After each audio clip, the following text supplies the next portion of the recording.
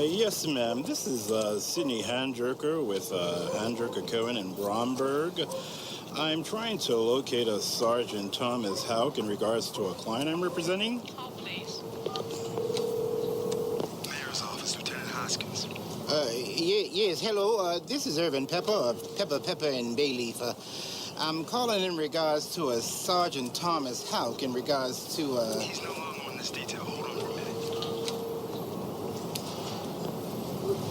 Major crimes, ma'am. This is Dr. J calling with test results for Thomas Houck. He's on the street. Leave a message on it. Hi, so listen, either you gave me the crabs or I gave you the crabs, but anyway, I have the crabs, and you were inside me last week, so you got crabs too. So, you or sorry, I don't know which one. Special announcement. Did you purchase or receive by gift before November 27, 1990, a Milli Vanilli recording, a ticket to a concert at which Milli Vanilli performed, or Milli Vanilli merchandise? If so, listen carefully to this important message about a pending Milli Vanilli lawsuit that may affect your rights. When he writes to you, what do you respond? He writes letters, goes on and on about himself, and I just say, good for you. Now, what is it you want? In your depth of your ignorance, what is it you want? Oh, well, my favorite day, by default, is September 30th, obviously, end of the fiscal year.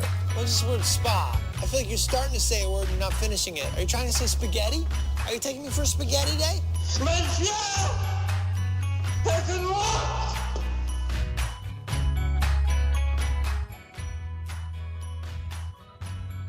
Hello and welcome, this time actually welcome, to What the Hell Did You Expect? I'm your host, Kevin Ryan, weighing in at 186 pounds this week.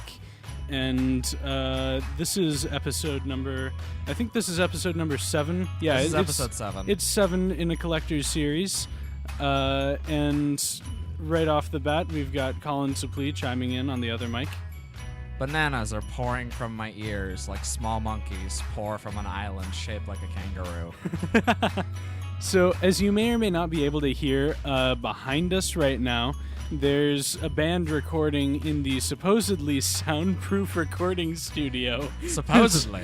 That's right next to us. It's very much not soundproof because we can hear them better than we can hear ourselves right now. Yeah, I can hear them over I can hear Kevin. Yeah.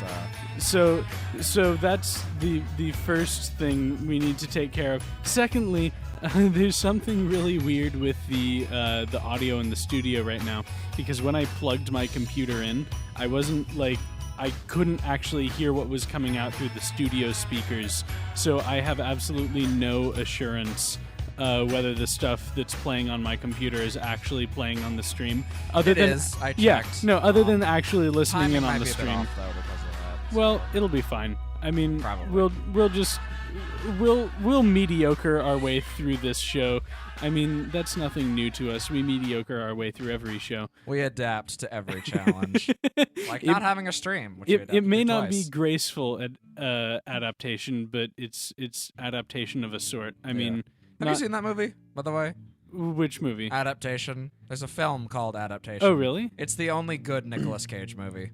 Wait, there's a good Nicolas Cage movie? Since when? Okay, well, I think all Nicolas Cage movies are good. No, I do but, too. This is the genuinely awesome the sequels one. to National Treasure, I think, are some of the exceptions for bad Nicolas Cage movies. Also, what's the one where he's got the bees pouring Wicker Man. in on That's Wicker Wicker Man. Man. That's right. That's a Remake of that terrible one 1950s too. one. Yeah. But I can't remember if it's Honeymoon in Vegas or Leaving Las Vegas. I have no idea. I think he was in both of them actually. Probably. But those were both good. Also, what was the Coen Brothers movie he was in where he Raising Arizona? Oh my God. I've never seen that. Yeah. See, I only saw that movie once when I was in early high school, but my parents showed it to me for whatever reason. Yeah. And John Goodman plays the devil, and he rides a that's motorcycle, and he steals a baby. It's really That strange. sounds kind of weird. No, I like of John course Goodman. It's, John Goodman's good. It's really weird. He's but, really good in it's that the Coen Wachowski Brothers. Speed Racer movie, if you ever want to see acid trippy movie making. There's always Oh, that. I love acid trippy movie making. Yeah. Speaking of which, we might as well just get off to the races with one of our topics on the run sheet right now, which is Noah. Your segue is. Your segue is faster than the speedways my that we come from. Oh Jesus! My segues may have not may be kind of terrible right now because I feel like I'm in a tired TV and- show right now. Like I'm just saying, Why? because with the we music have playing we in have the background. we have background music that the audience can't hear, but we can. Yeah. So I feel like I'm like this is the intro to our nice like early 2000s like TV show where like we're introduced on Fox. And here we go. It's late night with Kevin Ryan and Colin Suplee. Actually, I mean, we do have a late night segment, so that's not too far-fetched. But it's the late like show with Kevin Ryan. We're a shitty version of Family Guy that showed on Adult Swim back in the day. Or we could just be like a late night talk. I mean, we could end up doing like talk radio isn't real, Kevin. No, Whoever no, told you that? not like talk radio. I'm talking like on TV. Like we could Friends? be. We're No, Friends? no, not a show. Like I'm saying, like Conan O'Brien or like Craig Ferguson. Or we could even go back to the good old days with like Johnny Carson and Ed McMahon. You could be my Ed McMahon, Colin. Can I be Bill Nye the Science Guy instead? Also, yes, you can Awesome. I'm totally be Bill satisfied Nye. then. Yeah, one of my science teachers in middle school dated him. That's weird. Anyway, yeah. Okay. Anyway, back to Noah. Okay. You say middle school and Bill Nye, and all I can think of is watching tons and tons of Bill Nye when I was in middle school biology. Yeah, no, my Fucking long time ago. middle school biology teacher dated Bill Nye. Wow. I mean, not while I was in her class or anything. Yeah, but back in the day. But back in the day, like she has pictures of them together. And That's it's adorable. really Like, funny. this is my boyfriend, Yeah. Bill Nye. I'm like, oh my god!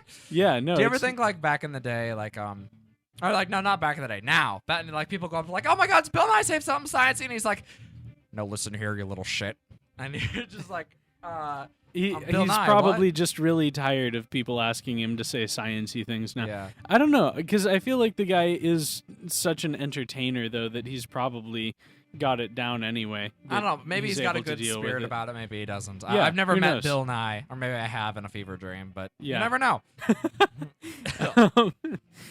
Okay. Speaking of fever dreams, let's talk about Noah. That was an even worse segue. I mean, you accuse me of bad segues, and then you talk about fever dreams and lead it into Noah. Well, I think it's a perfect segue. What are you talking about? Religious doctrine Either way. surrounding the Old Testament. Either way, we and Russell Crowe. Russell Crowe is a fever dream. Oh God, Colin and I went and saw Noah on Thursday night of all Yes. nights to see a movie. Thursday night It was is spring break. obviously this the is best. our end of spring break show. Yeah. So we're coming off a high of sleeping in and good drink- food and movies and drinking. No, not drinking. Well, not drinking for you, but drinking for me. Yeah. I mean, every day has been a 2-drink day. Well, not every day. Can we just Like, talk about the half fucking days. movie? Yeah. We've been dancing around it for long enough. Yeah. Well, everything else is just so much more interesting. No, what? No. Hey, man. See, here's the thing: is like Colin and I both went into the movie. Colin more so than me, but we both went into it expecting that it would kind of be shit, but yeah, it would 'cause it's still be Russell fun Crowe. anyway. Well, no, not because it's. Maybe for you. That's but, why I like, expected it to be shit, because it was Russell Crowe, to be perfectly honest with you. Yeah, but I expected it to be shit just because it's a retelling of like a biblical story, and I just the whole like trailer and everything. It didn't seem like it would end up going well. But Yeah. like actually, surprisingly, I really liked it. I thought it was pretty good. I mean, it's certainly not making like my top 10 lists or anything. It's not one of my favorite films or even movies, but I think it's a pretty solid film. I mean, yeah. I am, as I've mentioned before, I'm a huge fan of the world. I really like how I just really like the mythology. Like, I don't say that, but they really treat the Bible like it's like a fucking Greek myth. They got these rock monsters walking around. The whole world looks like this sort of New Zealandish kind of post-apocalyptic Mad Max kind of Cormac McCarthy's The Road kind of landscape. yeah, they did some really. I They're mean, angels. They stuff like that. They took a lot of liberties with the actual story of Noah, which I think polarizes them in a few different ways. See, you really like the liberties that they took with it. Yeah, I mean, in terms of the like the original rock text monsters. is boring as fuck. So you take all that and you make it really interesting, and it's like, wow, this is cool. See, I disagree. I think the original text is actually kind of interesting. I mean, it could be expanded on, and things could be done to it to make it more accessible for like a modern reader. But Not even a modern. Like, okay, that's just like the Bible is not. I do not think under any circumstances that the Bible is well written. Like, I think that is partially due to my expectations of literature, but I don't think they're good stories. I think they're interesting concepts for stories, but if you want them to make them like actually engage me on a narrative level, you got to do something like this and turn it into something. yeah. Like sort of like what this movie does. Well, I mean, part of the reason for that is because narrative and the way that worked was so like gigantically different 3,000 or 4,000 years ago Yeah, for sure. when Bible stories, especially in the Old Testament, were actually being written. I mean, this is mostly oral tradition that was being passed down from one generation to the next that people would have to remember. Either way, not to get off on too much of a tangent, but Yeah. They did take a lot of liberties with the actual text, like the whole thing about they had these sort of rock creatures that were supposed to be fallen angels that they good. called watchers, Yeah. which why You're asking me why I like them? Yeah, why do you like them? Because I think they make it more mythic. Because they, for me, one, they're fucking rock monsters, which is cool. And that whole sequence where you see them falling from heaven and they like sort of melt is really interesting. And Yeah. it's like, it adds a layer of perspective, I think. Whereas Yeah. if you just have humans and animals that don't speak human, then it's like, who the fuck are we to trust that these guys aren't just all completely insane? Yeah. No, it definitely if you have adds... these rock angels, which is very descriptive of the people playing rock music behind us, but if you have these guys, it's like, no, God is real. And if you just take that hypothetically, he made these rock monsters. He's punishing the rock monsters. He's punishing the people. Where do you go with that story-wise? Like, it makes it, to me, so much more interesting because it's less about the struggle of, like, existentialism and more like, how do we interpret the commands of this omnipresent, completely unknowable, like, sort of abstract concept of a god. Yeah, I'd never thought about it that way before. That makes me sort of like them a lot better. Except that, I mean, my problem with them is that for the most part they only fulfill sort of Deus Ex Machina type things within the story. Like there's a part where all of the main premise is that Noah is the last descendant of Seth. And a Bible dude. Right, because it was Seth, Cain, and Abel, and of course Cain killed Abel, and all the Cainites were cursed and they're wicked people, but the line of Seth is pure and good and godly. As pure as you can be as a fallen creature.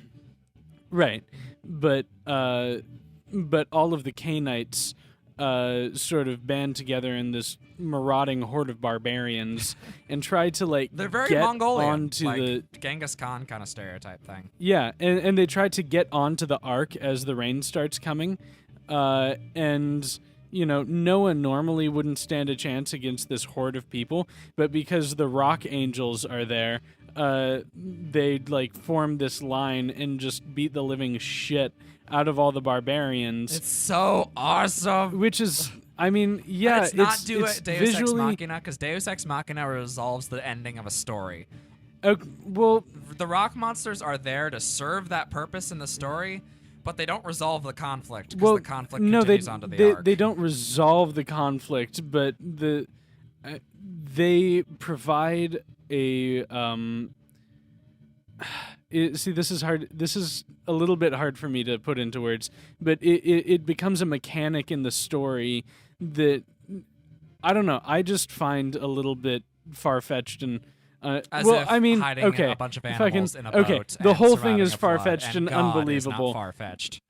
Okay, I'll give you all that, but I'm just saying that these rock angel creatures seem completely contrived to be only plot mechanic-y purposes. I mean, there's very little character development done with any of them except for like one of them When for does a anyone minute. in the Bible have character development?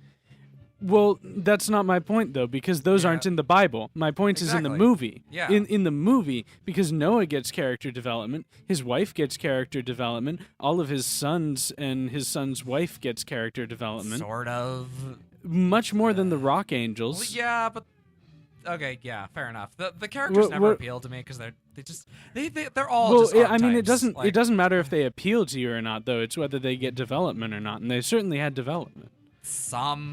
I mean, my issue with saying that is like, yes, they had development, but it didn't feel like development because all of it had been done before.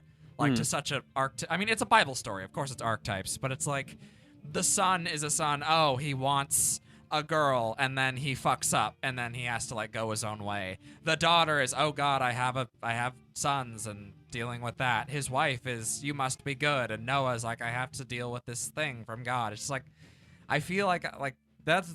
I engaged much more with the world than I did with the characters, the struggle of the characters themselves, because they just felt like this is a story I'd seen before, which is funny because it's the Bible, so of course I have. Yeah, I mean, they reimagined it in interesting ways, though. Like Noah's struggle.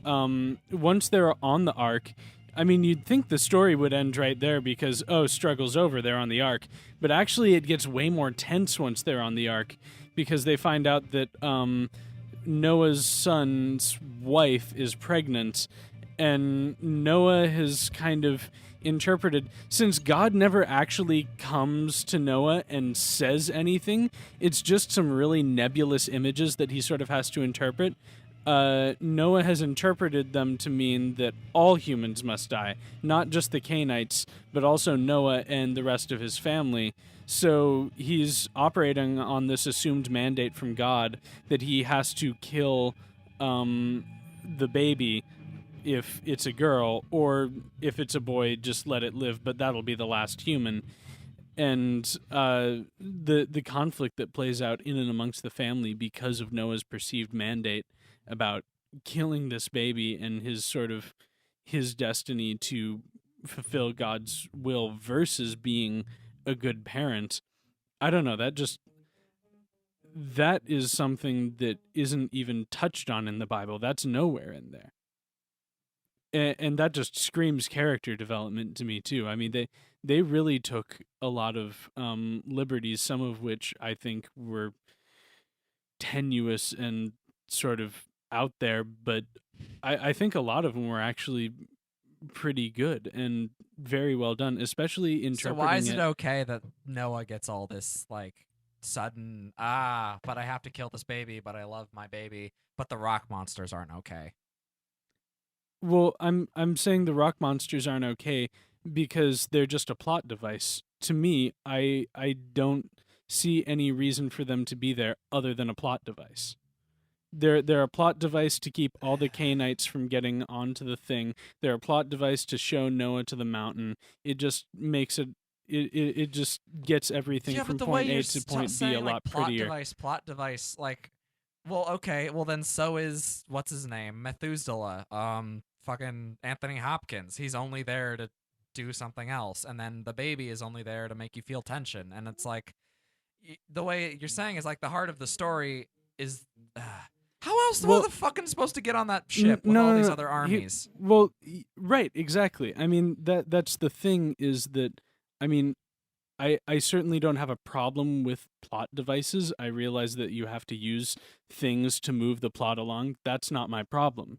It's my problem is that whereas someone like Methuselah actually does have a character and has some important stuff. The rock monsters have character? Well, can I finish my thought? All right, go on. While like Methuselah has character and Noah has character, and even like the leader of the Canaanites, they have character and they work in complex ways to do a lot of different things within the plot.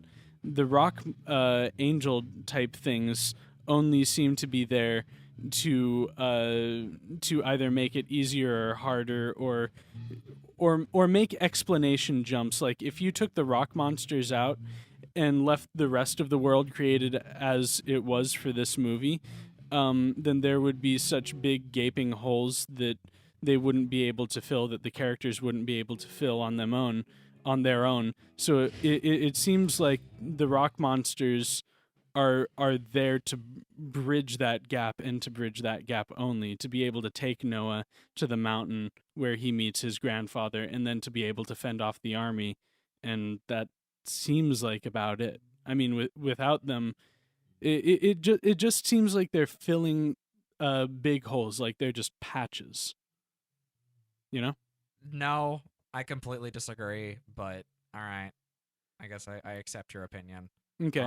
I do as I'm thinking about this, I do realize they didn't even need the rock monsters. They could have just used Anthony Hopkins' giant flame sword. Yeah.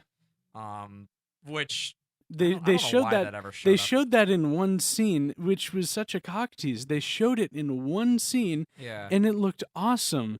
And it never came up. Why did he have that? Where did it come from? What happened? I don't even care where it came from. I just wanted to see him use it again, because like it's a Bible story. It's myth. There's fucking weird shit happening. So I'm like, all right, sure, whatever. Flame sword. I'm totally on board with that.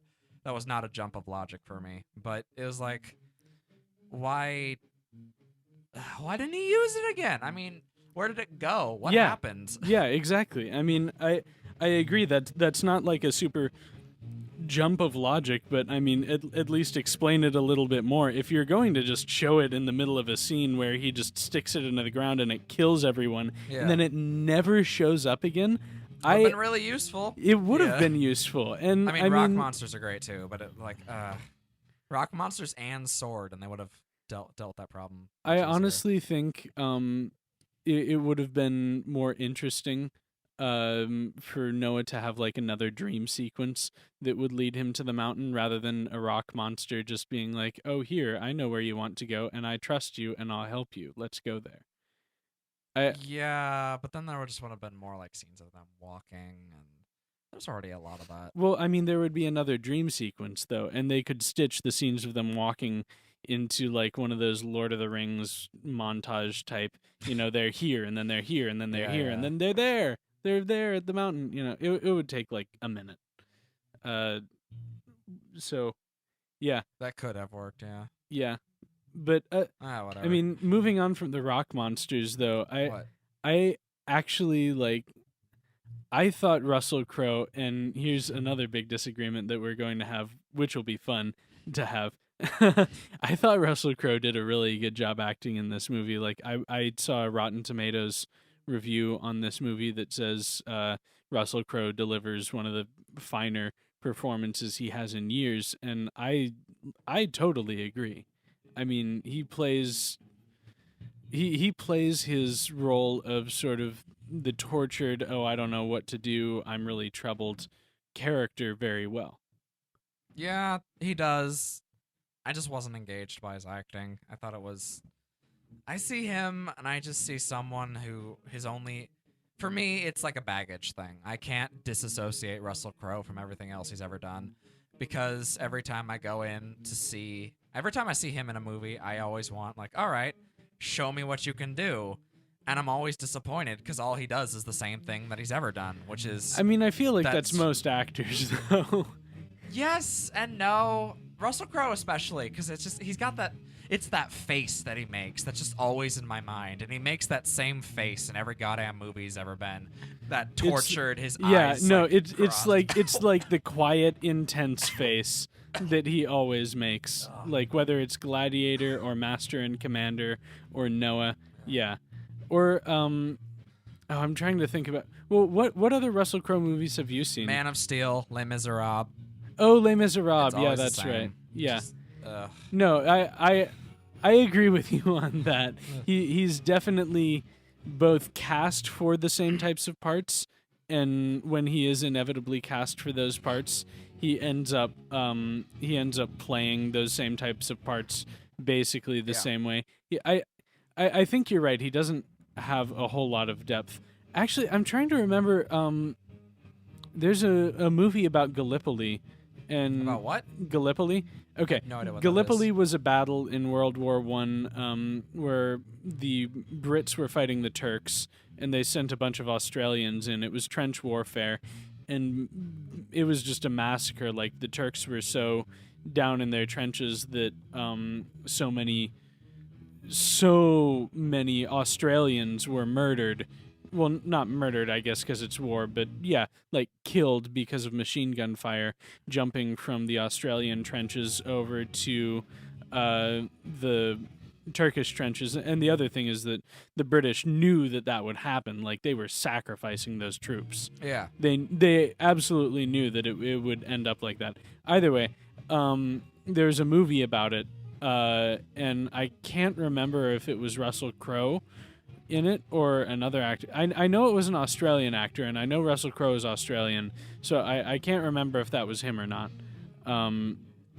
But yeah, no, he's been he's done a lot of stuff that is, you're right, extremely similar in that way. I don't know.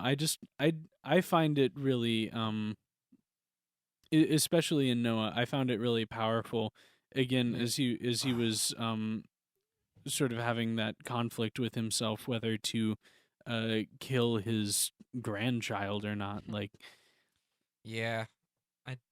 I don't know. I don't know why I notice it so much with Crow as opposed to other actors. It's like it just stands out to me as, oh, he's doing the thing. There he is, being Russell Crowe. And usually that doesn't bother me, but I think it's just how like fucking dour the man is. Like he smiles like once in this movie.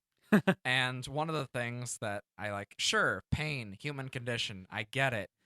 But human beings smile a lot too. It's like it's very hard for me to believe an actor or just a role when there isn't a little bit of levity in there too. It's like if you're, I mean, okay, there are definitely exceptions to this because this is just my preference for good acting. It's not doing one thing really, really well. It's doing a range of things and covering the emotional spectrum really, really well. Yeah. I mean, they could have just included one goddamn scene where he was fucking happy to be Noah, you know? Especially since in the beginning of the movie, he's such like a sourpuss, and at the end of the movie, he's such a sourpuss. If he was happy in the beginning and sad at the end, maybe I would have found his performance more positive, more powerful, more impactful, because I actually would have felt that he went through like some emotional range or arc. Whereas as it is, he just went from sad to angry to sad to drunk to sad. So it was like, yeah, whatever. I mean, there was a character arc, but unfortunately, his character arc didn't allow for positive emotions really ever. But I mean, it's like Tatangi tells us, you know, if you want to make a good character, torture them. If you love your character, torture them and make their life terrible. So you'll get more out of their character. But I like how Del Toro talks about it. The guy who directed Pan's Labyrinth. It's not about having comic relief. It's about having emotional contrast, which every human being has. That's fair. And I do think, and I don't know for sure, but I think there was a scene where he was like genuinely actually happy. Remember at the end when he comes back from exile, because he's exiled himself off to this tiny little cave on the island where they eventually live. But at the end of the movie, he sort of comes back from exile and he's like starting to till the garden again with his wife. And then he's blessing his granddaughters to be the next ones in the line of Seth to be fruitful and multiply. Incest. Well, yeah. But like, I mean, I feel like he was genuinely happy though as he was doing that. I couldn't tell his. I don't remember anything spectacular about that sequence. I remember liking the effect of the snakeskin on his arm, but beyond that, it was like, yeah, very pretty movie. Yeah, it was very pretty. I like the world a lot, but characters, they serviced it. Hey, before we move on any further, I have a gift for you. Because it is, in fact, your birthday today. Oh, yeah. On today, the 30th of March, in the year of our Lord, 2014, 80, Colin Sibley has, in fact, turned 21. He is now of legal age to get absolutely shit-faced with me. So that should be legal for no one. What, getting shit-faced, like, with me specifically? Or? No, just getting shit-faced well, I say that and I mean in public, but sure, if you're in your own room, whatever. So I have this unfortunately, because the speakers in the studio are not working right now, you won't actually be able to hear it. Oh, great present. Here's the song. You can't listen to it. But when you listen back to this recording, when it gets online, you'll be able to hear it. I'll spoil it for you actually just a little bit. You know Metalocalypse, right? Yeah, of course I know Metalocalypse. There's an episode where it's Murderface's birthday. So the band makes a birthday song for him, and it's entitled "Birthday Death Day." So yeah. For our listening audience, for both the people listening right now, you know what? I'm just gonna fucking mosey on over to the recording and try and listen in there and see what it sounds like. Yeah. So I can actually have a genuine reaction to this thing. Okay. Many years ago today, something grew inside of your mother. That thing was you.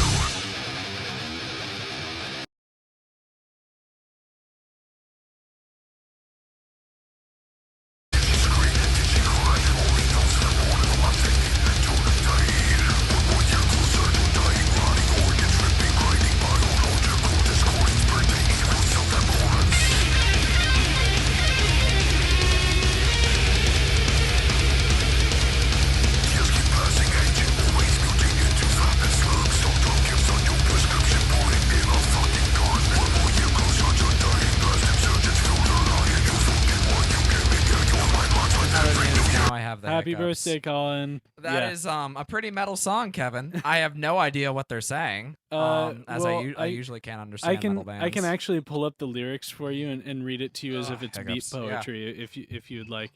Hold on, let me pull up the lyrics on Birthday Death Day by Metalocalypse. I really should have prepared this because I knew this would be a problem, but in all of my infinite professional imaginary radio wisdom, I just didn't.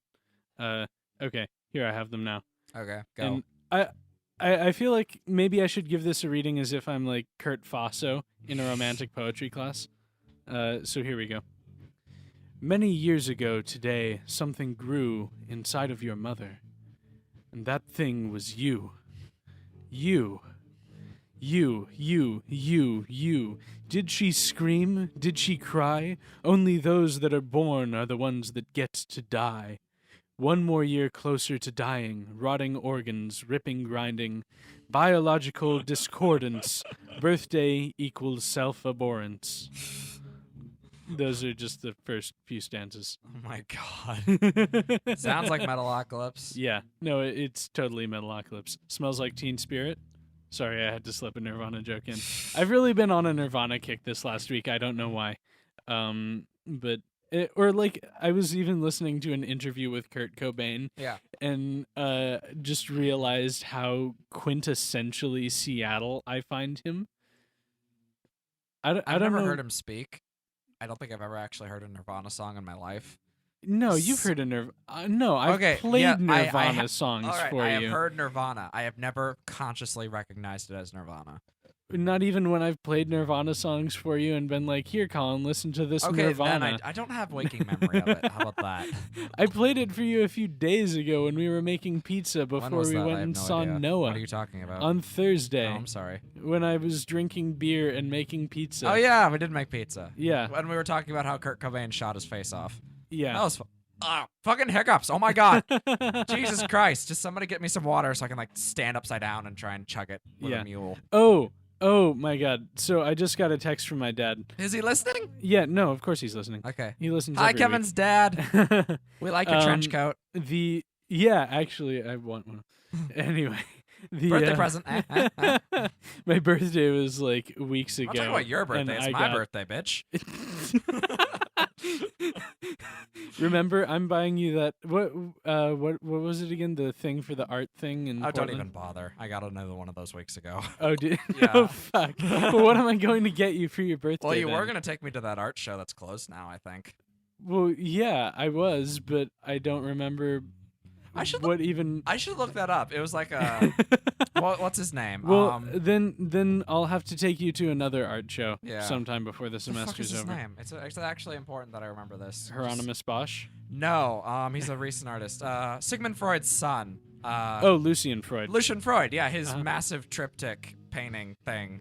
Oh Or my no, God, that was here in yeah, Portland. That was in or not Lucian Freud. I think it was a triptych painting of Lucian Freud that was done by a famous contemporary or like close to contemporary artist. It was at the Portland Art Museum, and I think it's still there, or it's like the last day is like tomorrow. I don't remember, or next weekend. Yeah. Oh my God, I'm actually looking at it right now Yeah, on you Google should. Images. What and were it's we really going cool. to talk about? Your dad was going to text you and talked about something. No, my dad texted me and he was reminding me who was in that movie about Gallipoli. It was actually Mel Gibson, not Russell Crowe. I could see how you can get those two mixed up. I mean, they're both Australian, but that's about the only thing they have in common. Yeah, I don't think have I Well, seen no, I mean, because you've seen Braveheart, haven't you? Have you seen Braveheart? I don't think so. Oh my Is that God, any good? I mean, no, but it's good.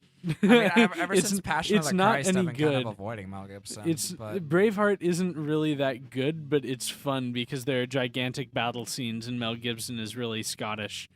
I could just watch Lord of the Rings and have a good movie about battle scenes. Well, I mean, it's got the battle scenes themselves are good. The rest of the movie is Oh. but So sort of like Pearl Harbor. I've never seen Fuck Pearl you, Michael Harbor Bay. actually. Anyway, did Michael Bay make a movie yeah, about Michael when? Bay made that Jesus. big blockbuster Pearl Harbor movie. Yeah. I actually, for my job last summer, I had to see clips of random movies. I don't want to explain it, but Is this the super secret job for the CIA? yeah. Okay. Basically, I was watching like bit chunks of Pearl Harbor. It's terrible. Like it's like this shoddy. I mean, the costuming is great. Some of the shots are okay. The battle scenes are actually pretty all right, but it's like this shoddy love story between these two beautiful people, and then they have like really cliche unchemistry moments on screen, and then it just sort of ends and everybody dies. I think I didn't watch it to the end. It was boring. I don't like Michael Bay. Well, I mean, I don't think anyone. Well, no, there are definitely people who like He's Michael making Bay. a Teenage Mutant Ninja Turtles movie, Kevin. How does that make you Why? feel? Colin? Why is he allowed to do this? First Transformers, Because he has a lot of and now money. the Ninja Turtles, and I'm like, fucking.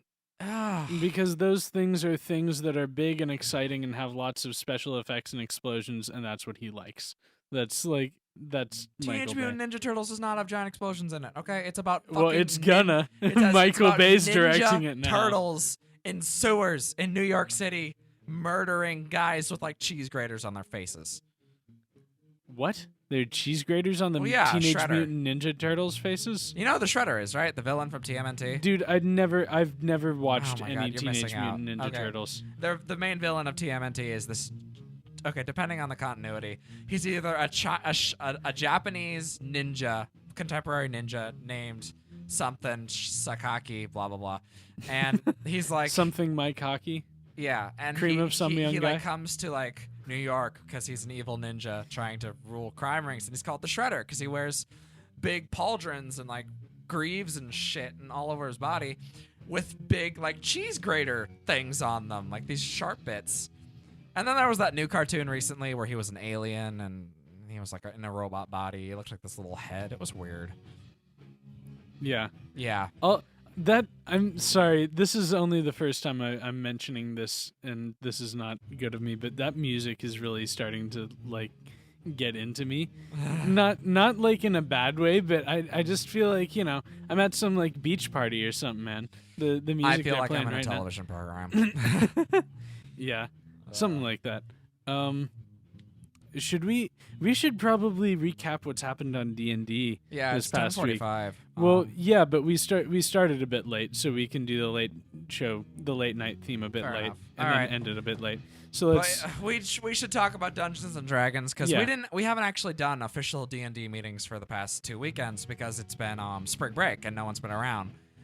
But Lydia, our DM, Kevin, and I did have a sort of informal side story kind of guiding D&D thing on Tuesday this past week, which was quite interesting because there was dragons and things. Yeah. Do you want to play the late night theme? Should we do it? It's pretty late night. Yeah, but like I said earlier, I mean, we started about 8 minutes late, so I figure we'll play the late night theme about 8 minutes late, and we should be like just fine.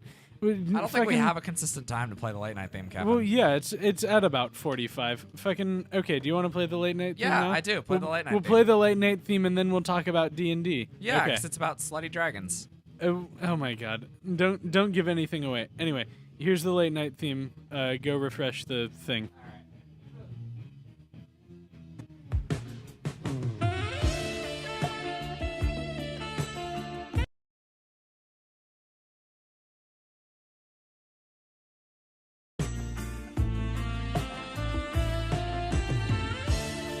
Welcome to Late Night with Kevin Ryan and Colin Supney. Oh yeah. Oh my God, are the mics actually picking up? I really hope the mics are actually picking up. Colin, are they? Yeah, that's fine. I mean, it doesn't have to be. Sorry for the lackluster audio quality. Right? Not our fault. We don't own any of this equipment. Yeah. In fact, I would like to place all of the blame at KLC's feet.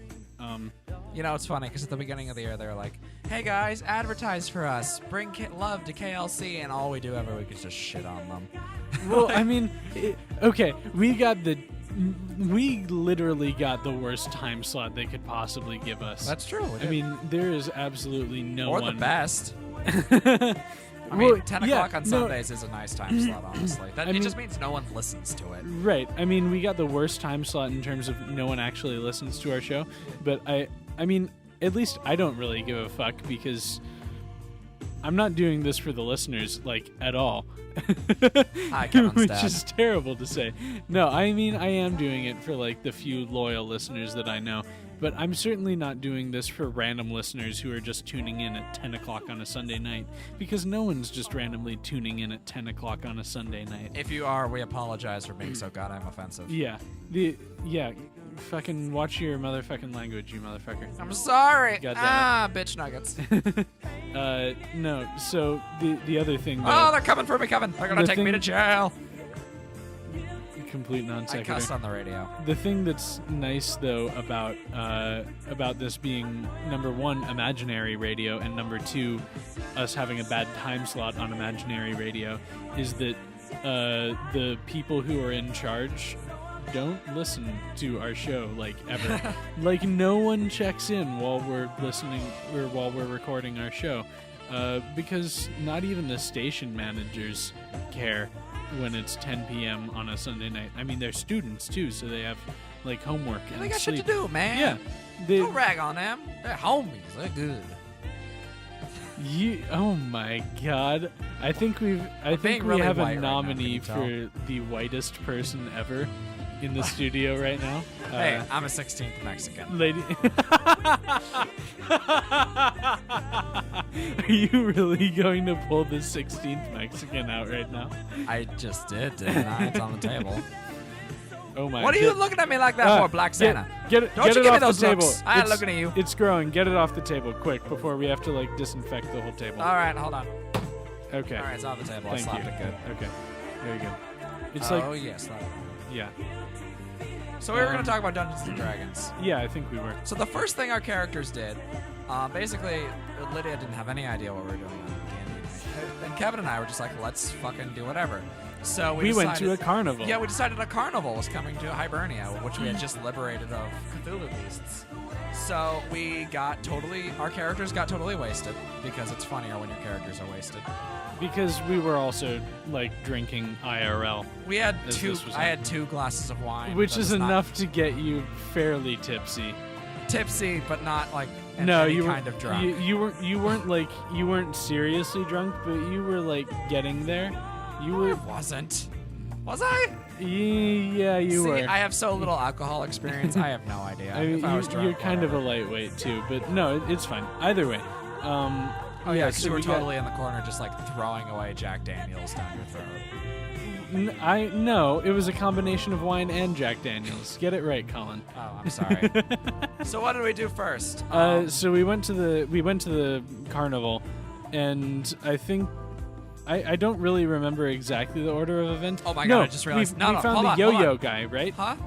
We found the guy who was doing yo-yo tricks, and then we Yeah. killed him. The yo-yo guy, he was like, "Oh, I do a yo-yo," and we like fucking took him into a back alley and murdered him because then- we were drunk. I yeah. don't remember. No, And I then set I- him on fire. Why did Oh, I set that's him on fire? I don't remember. Yeah. But you set him on fire. Melchior set and him on then- fire because he was like displeased by his yo-yo abilities because he was drunk, and drunk Melchior doesn't have a sense of morals. And then I put him out with water, and then he started attacking us, so I killed him. Yeah. No, and then we had to like, oh god, we gotta hide his corpse. So we dragged his corpse into an alleyway. And then I butchered Kevin him. field dressed the body, took off the meat, and we hid like the bones and shit in like a trash can. Or so, I don't know, like medieval pre-industrial trash can. Yeah, no, but then we sold the meat. Yeah, we went to a sushi chef and we like actually bartered using in-game like dice rolls and mechanics to try and sell the human meat and pass it off as like Exotic really wild boar yeah, meat, I I spun this think. whole story on the spot about how it's like really rare pink-furred boar meat from like Mongolia or the D&D equivalent of Mongolia. And it worked. He bought the meat from us for like double what he asked.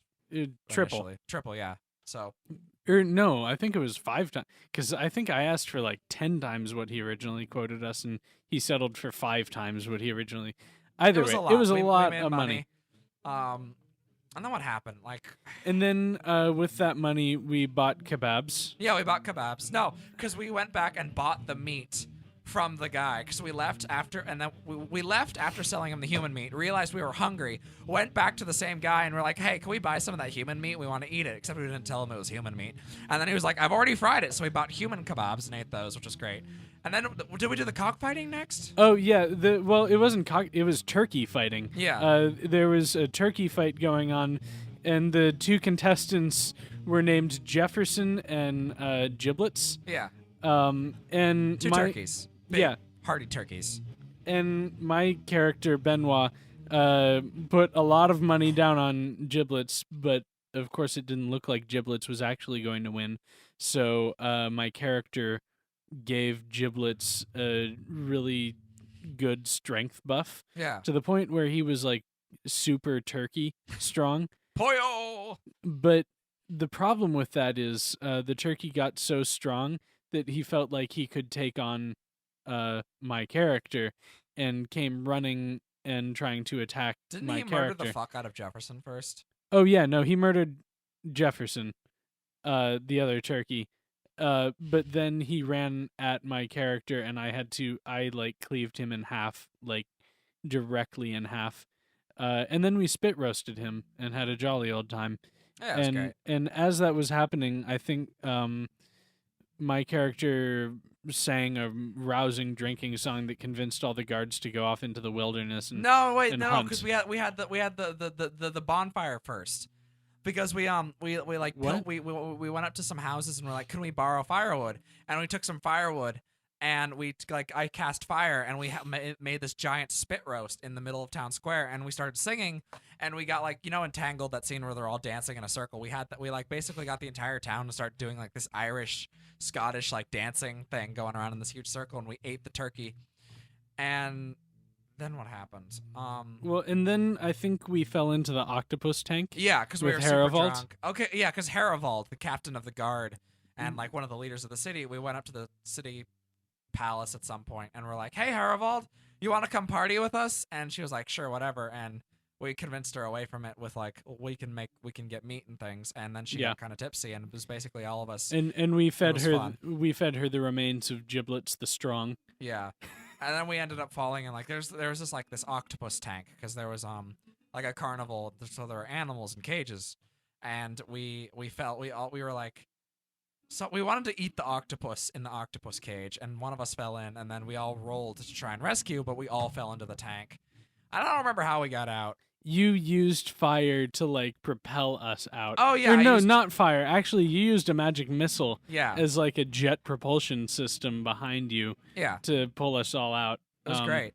And then I sang the rousing Yeah, drinking sang song. and we were like, let's go on a hunt. So and we we went out. emptied all the town guard and went hunting for like a boar or something. I forget. Yeah, we what tried we to were find hunting. Big Pink Boar, and we took the entire town guard, Harivald, and Benoit and Melchior, and we ran out into the woods to go hunting. And then we ran. What are they doing in that room? They're just jamming. All right. Just jamming it.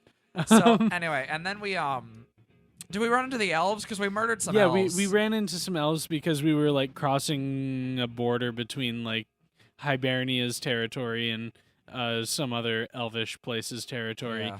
And the elves were like, "Stop! What are you doing? These are our lands. You can't hunt here." Yeah. And we were like, "Well, yeah, we're gonna hunt here," so we killed them. Great solution when you're drunk. Yeah. We lost the guard in the woods. The entire Hibernian guard got lost into the wilderness. And then the boar ran into a cave. Yeah. And we followed, and it turned out that in the cave was this dragon. Yeah, there was a dragon named. What happened first? Because he attacked us, and we were like, because we were he like, didn't oh god, attack gold. us. So I tried to take some of his jewels, and he shot fire at us, and we were like, whoa, whoa, whoa. And then he was like, whoa, guys, you're taking my shit. So we put his shit back, and we started talking with the dragon. He was a really cool dragon. Yeah, he was a really chill dragon. He what was it? Like his name was Balacob? Balablob. Balablob. He was raised by Balablob orcs. the dragon. And had a very interesting upbringing. Yeah, and basically, my throat's so sore. I think what ended up happening is that we talked with him for a good long while about how it was so stupid that a bunch of knights wanting to prove their chivalrousness and honor would always come and try to fight him for no apparent reason. And then we decided, yeah, he's cool, so we in-game, I would like to point out that this is in-game, we dropped acid with him. Yeah, because the dragon. No, because Melchior still had the key item, the acid vial that he had picked off of Elian at the very beginning of our D&D session this year. So we all dropped acid.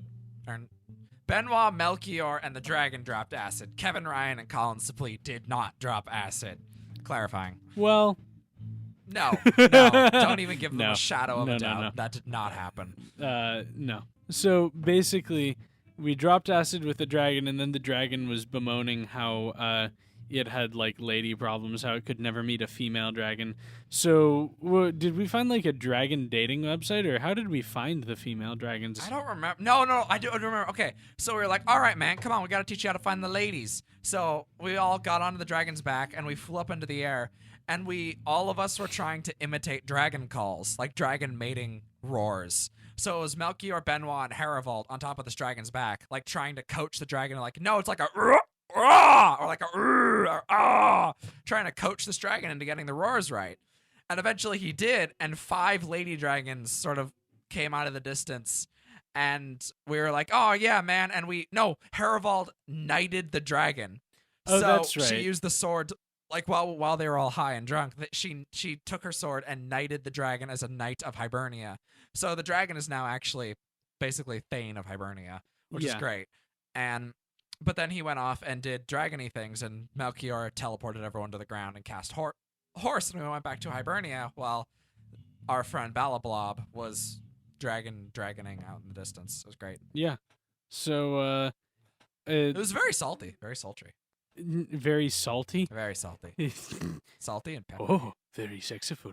Oh, so mucho respect. No, so that was our D&D session, and it had absolutely nothing to do with the main plot, and we don't expect we will ever see any trace of what happened in our D&D session ever the again. dragon needs to come back. Please. I really hope he does come back, but I have very little faith that will actually happen. I don't know. Yeah, it probably won't. It would kind of break the game, because next we're going to have like a siege thing going on, and then if a dragon shows up and helps us, it's going to be like, well, it's kind of broken. Yeah. Well, no, because then we could have an ethical dilemma, because the dragon who was raised by orcs, the orcs who raised the dragon could come raid the city, and he'd have to like choose between helping us or helping his parentage, and it could be this massive struggle of trying to win the dragon's heart. Yeah, that's true. That's kind of like Lydia, I hope you're listening. And I hate to bring this back around to a weird video game that I just started playing, but actually I just started playing this video game called Deus Ex: Human Revolution. Human Revolution. Which is really interesting in like mechanics about interacting with non-player characters, because usually you only get like 1 or 2 dialogue options based on whether you want to be a good person or a bad person, which is really stupid, and I hate that. A lot of video games started doing that, but now with Deus Like Shadow Ex, the Hedgehog. Go.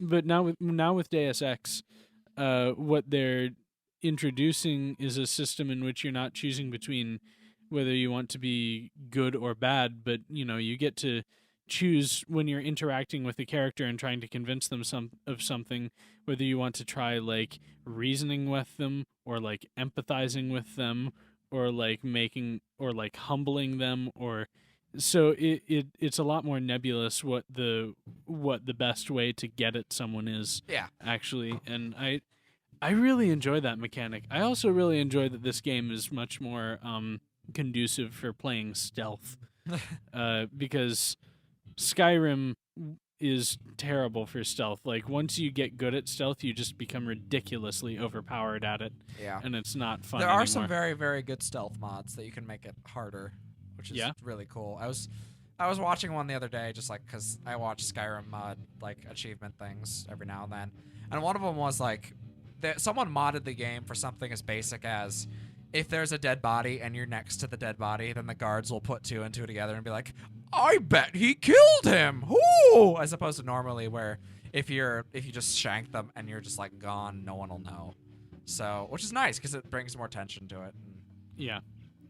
Which also means you probably shouldn't be standing around dead bodies, which is a good rule of thumb for real life too.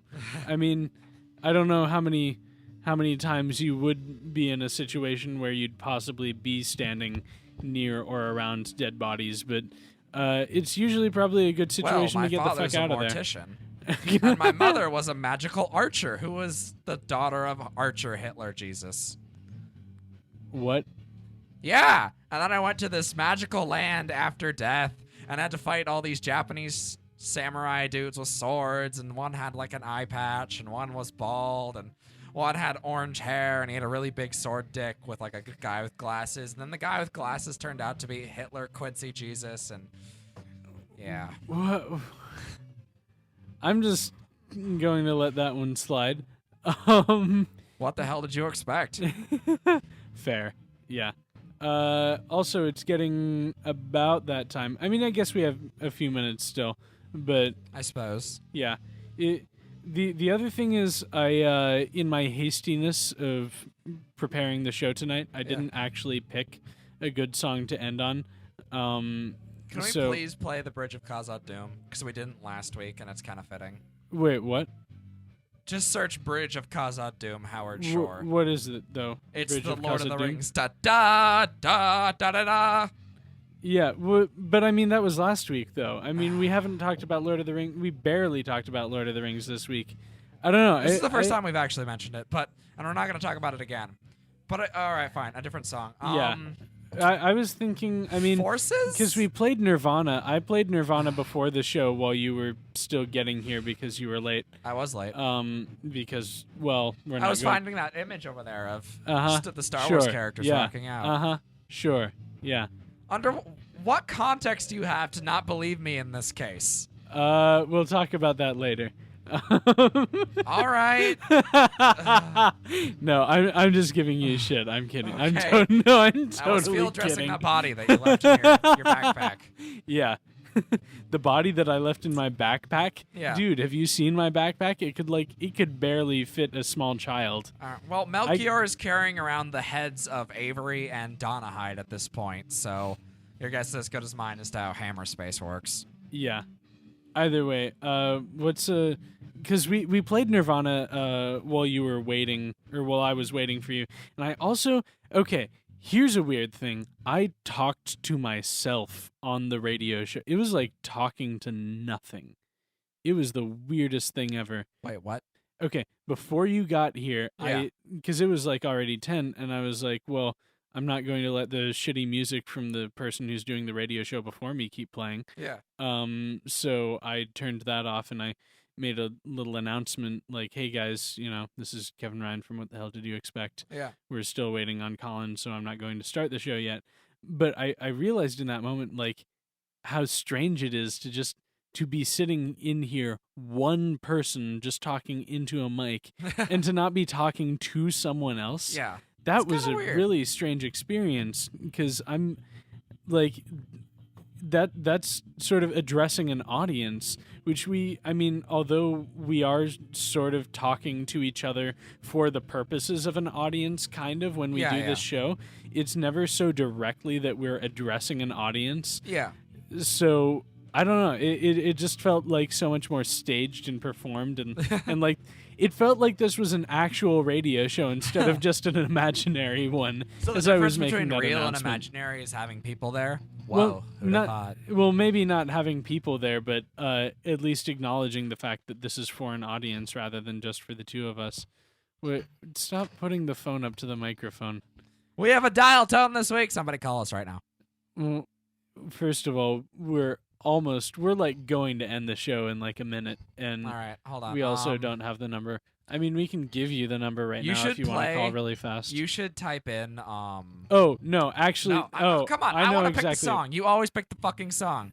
Okay, fine. Okay. Type in. What's a good band name? Actually, Little Busters. Pillows. Oh yeah. We can agree on that. Yeah.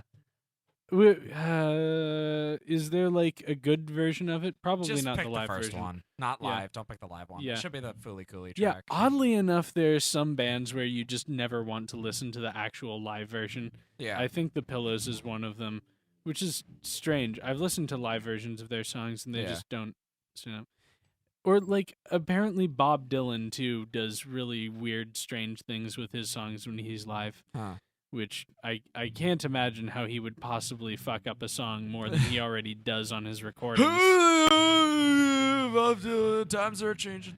That's my impression. Yeah, it's better. Yeah, something like that. Either way. So yeah, we'll end with Pillow's song for y'all.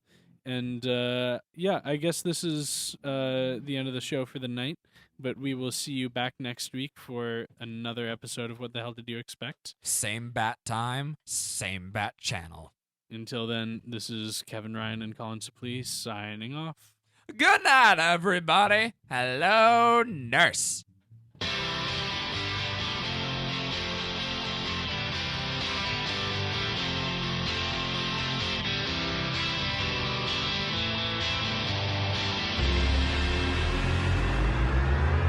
With a kick of the future, maybe kids don't need the masters, just waiting for the middle blaster.